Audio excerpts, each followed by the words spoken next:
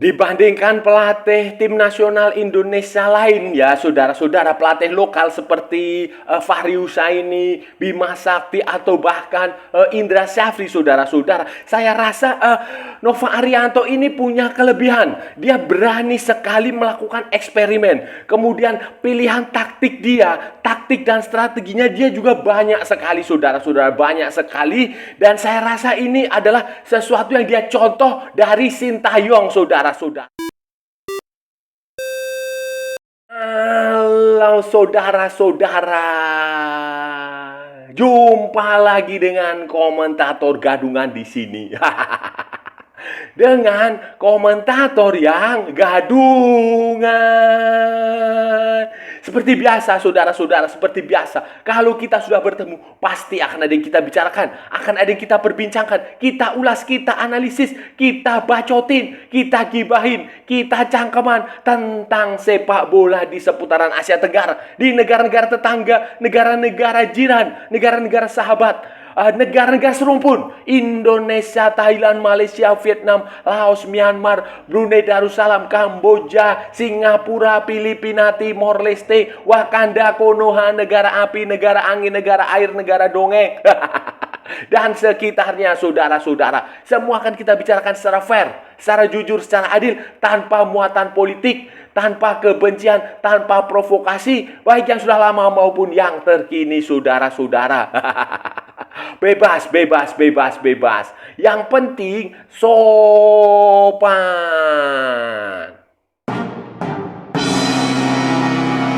Ini saudara-saudara, jadi begini, tim nasional Indonesia U16 ini saudara-saudara sedang mengikuti Piala AFF U16 2024 di Solo, di Surakarta, di Stadion Manahan Solo. Dan hasilnya saudara-saudara, Indonesia yang ada di grup A itu berhasil memenangi 2 pertandingan melawan Singapura dan Filipina. Dan sekarang Indonesia memuncaki klasemen di grup A dengan 6 poin. Di sisi lain saudara-saudara, Laos itu juga mendapatkan 2 kemenangan. Jadi poinnya sama, tetapi Indonesia ada di atas dengan selisih gol yang lebih baik, plus 6 berbanding plus 4 melawan Laos. Dan yang menarik saudara-saudara, pada hari Kamis nanti saudara-saudara, Kamis malam kalau nggak salah, itu Indonesia dan Laos akan bertemu. Ini untuk menentukan tim yang akan menjadi juara grup A. Indonesia cukup bermain imbang, sementara Laos membutuhkan kemenangan.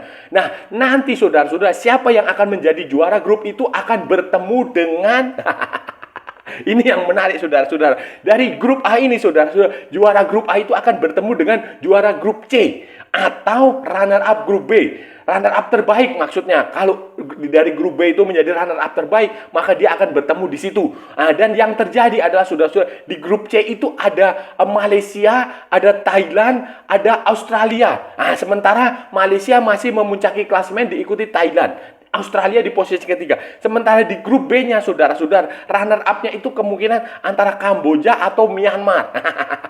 Jadi ini akan menarik saudara-saudara. Semoga sih saya harap Indonesia bertemu dengan Malaysia.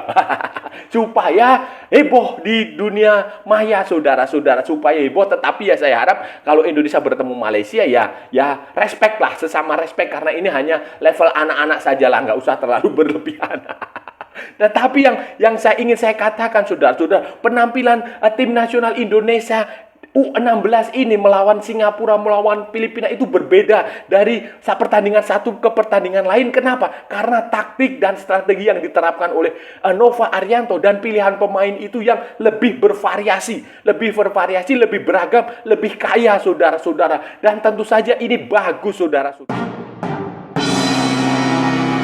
Menarik saudara-saudara, yang menarik kalau saudara-saudara perhatikan dari pertandingan pertama melawan Singapura dan pertandingan kedua melawan Filipina, Nova Arianto itu mengoplos pemain, mengacak pemain, menggunakan pemain yang berbeda, taktik dan strateginya juga berbeda saudara-saudara. Kalau saudara-saudara perhatikan, hanya ada 4 pemain yang tampil pada 2 pertandingan itu di starting line up saudara-saudara, di starting line up. Itu pemain-pemain itu seperti misalnya si kipernya itu Nur Iksan, Kemudian kaptennya Putu Panji. Kemudian ada lagi nomor 6 Evandra Floresta atau siapa. Kemudian ada lagi si Alberto. Alberto itu nomor 10. Itu dia main di pertandingan pertama, pada pertandingan kedua masuk starting line up. Nah, sementara sisanya saudara-saudara, sisanya berubah.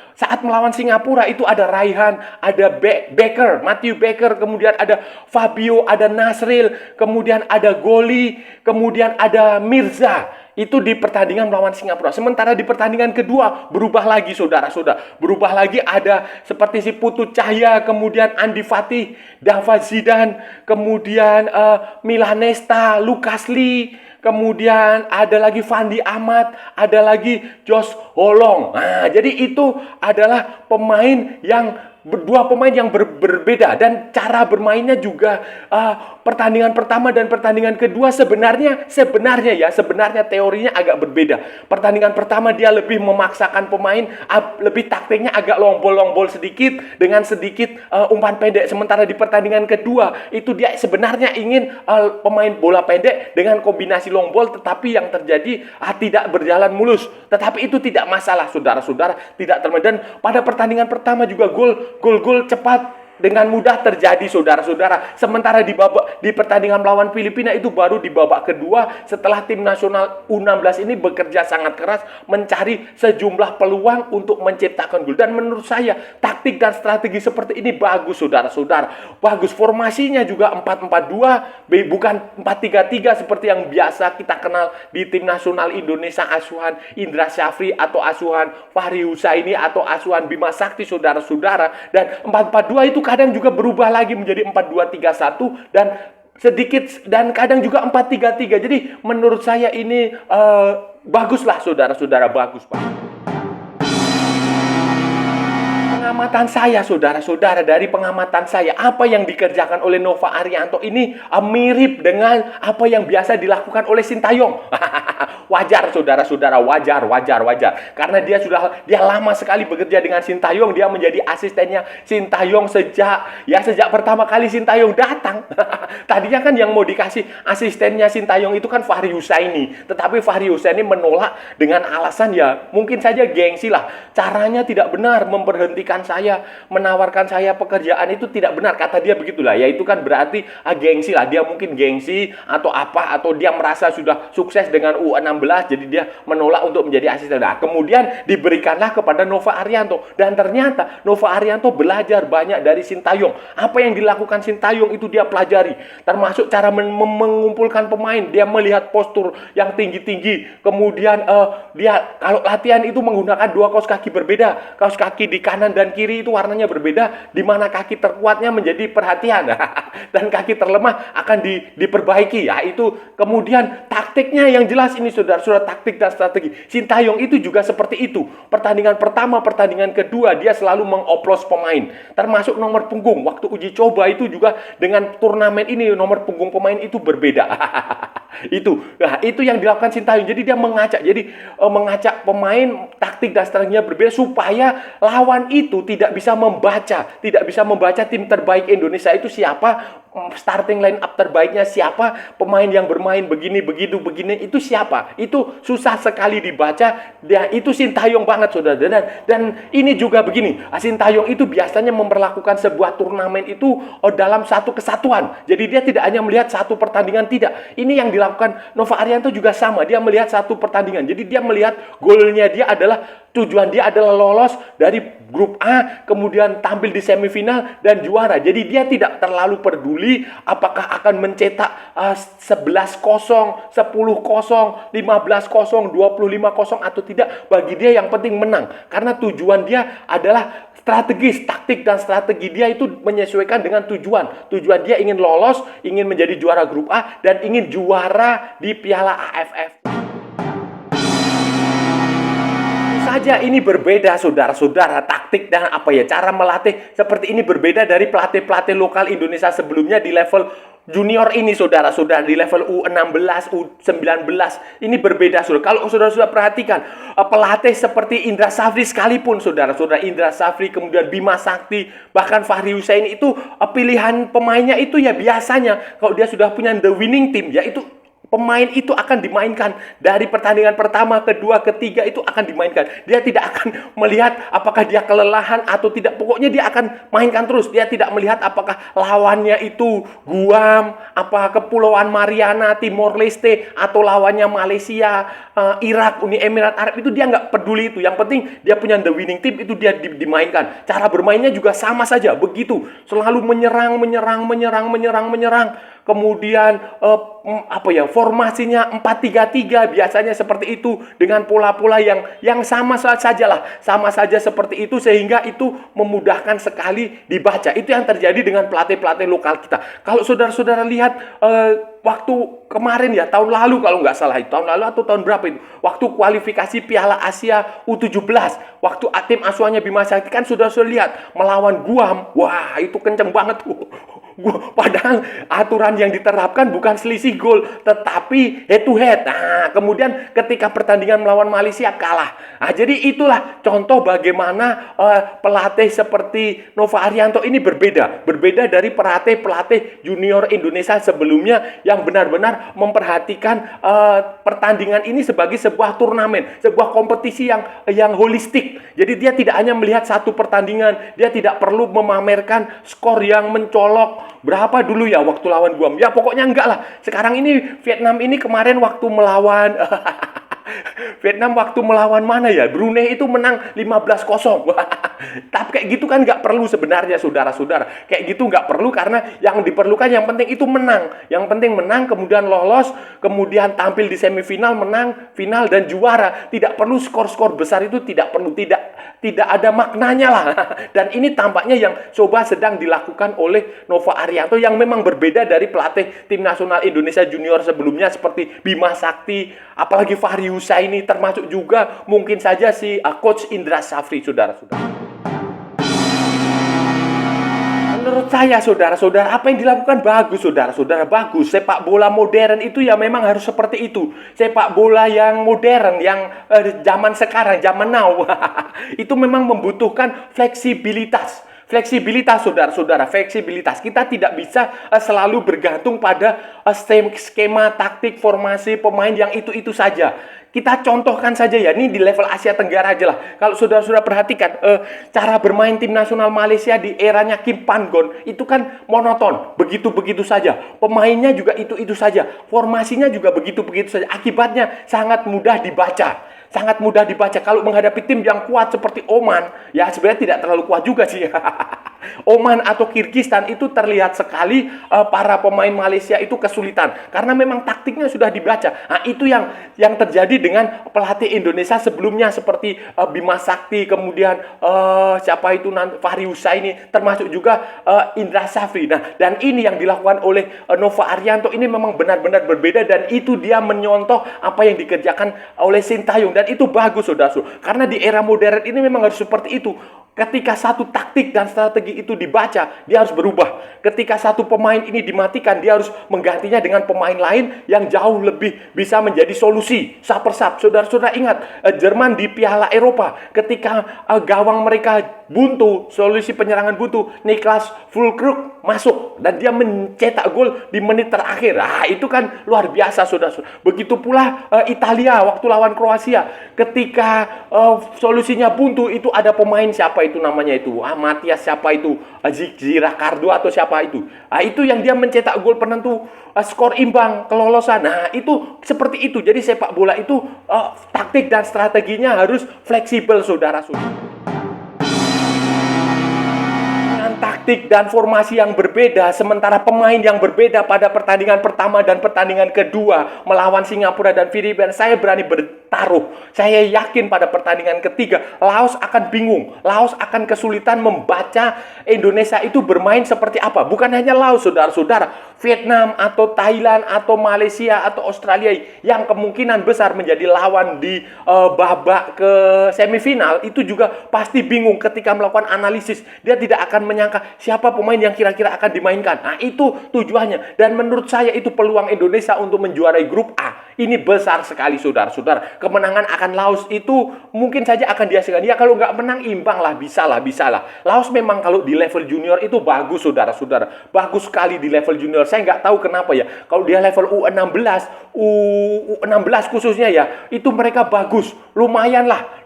Itu mereka mampu bersaing. Tetapi kalau sudah naik ke level senior saudara-saudara, timnas senior itu jelek. Saya nggak tahu kenapa. Tetapi faktanya menurut saya Indonesia punya potensi besar untuk mengalahkan Laos, untuk menjuarai grup A, dan untuk lolos ke semifinal, bahkan untuk juara Piala AFF U16 dengan taktik dan strategi yang coba dikembangkan oleh Nova Arianto saat ini. Dengan taktik yang fleksibilitas, yang fleksibel, yang menyesuaikan lawan, yang menyesuaikan situasi dan kondisi, yang mengoplos pemain.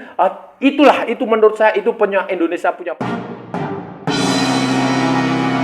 Saudara-saudara, terakhir saya ingin mengingatkan kepada orang-orang, kepada saudara-saudara untuk tidak terlalu berlebihan ya. Sekali lagi saya tidak pernah jera untuk mengingatkan, tidak usah berlebihan, tidak usah hiperbola, tidak usah overrate. Tidak usah overconfidence, biasa-biasa saja. Kenapa? Karena tujuan tim ini masih panjang, saudara-saudara. Masa depan tim ini masih panjang. Setelah Piala AFF, ada turnamen yang jauh lebih penting, jauh lebih krusial, jauh lebih wajib dimenangkan, diikuti. Akan ada kualifikasi Piala Asia U17 2025, saudara-saudara. Itu kompetisinya akan diselenggarakan tanggal 23 Oktober sampai 27 Oktober. Dan Indonesia akan bertanding di Kuwait City.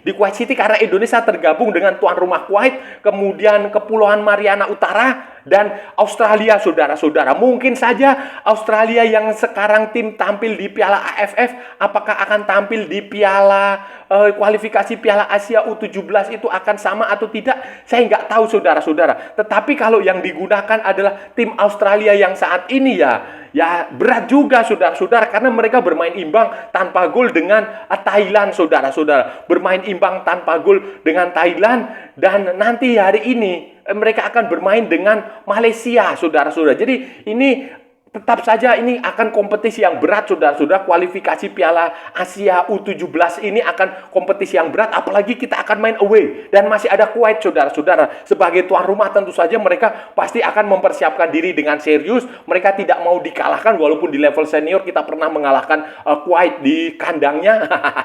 Tetapi ini di level U16 berbeda, dan menurut saya ini jauh lebih penting daripada menjuarai Piala AFF. Anggap saja Piala AFF ini sebagai ajang uji coba, ajang pemanasan, iseng-iseng berhadiah. Kalau sukses ya alhamdulillah, kalau tidak ya tidak masalah. Tetapi kualifikasi Piala Asia U17 ini penting untuk dimenangkan, karena ini kita akan tampil di Piala Asia U17. Kalau nanti kita tampil di Piala Asia U17, kita punya potensi tampil di Piala Dunia U17 2025 juga kalau nggak salah, dan digelar di Qatar, saudara. Jadi ini jauh lebih penting, level Asia dan level dunia jauh lebih penting untuk dikejar, untuk diperjuangkan dibandingkan hanya sekedar level Asia Tenggara. Saudara-saudara, itu tadi pembahasan kita hari ini, saudara-saudara.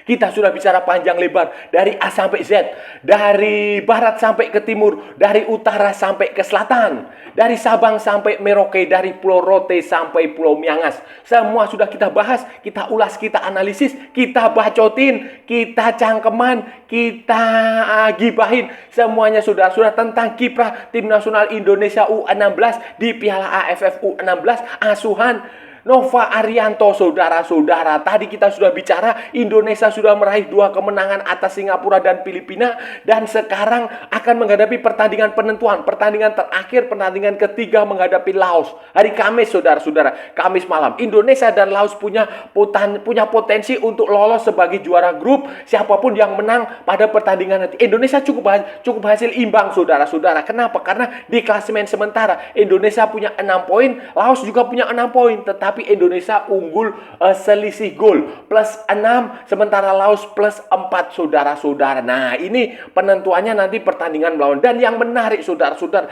yang menarik dari tim nasional Indonesia U16 yang menurut saya cukup berbeda dari tim nasional Indonesia U16 sebelumnya, bahkan U20, saudara-saudara, U19 adalah taktik yang digunakan, taktik maupun pilihan pemain. Jadi Nova Arianto ini tidak segan untuk mengoplos pemain, apa ya istilahnya membagi pemain, menampilkan pemain yang berbeda dalam dua pertandingan. Saya catat ini saudara-saudara ya, saya catat ya, di pertandingan pertama dan pertandingan kedua itu hanya ada 3 pemain yang sama. Itu seperti si kipernya Iksan, kemudian backnya kapten itu si Putu Panji sama si Evandra, saudara-saudara, Evandra nomor 6. Selain itu semuanya pemain itu diganti dan pilihan taktiknya juga bervariasi. Kalau di pertandingan pertama itu lebih banyak long ball, pertandingan kedua tampaknya Nova Arianto mencoba untuk bermain bola pendek walaupun terkadang sesekali long ball.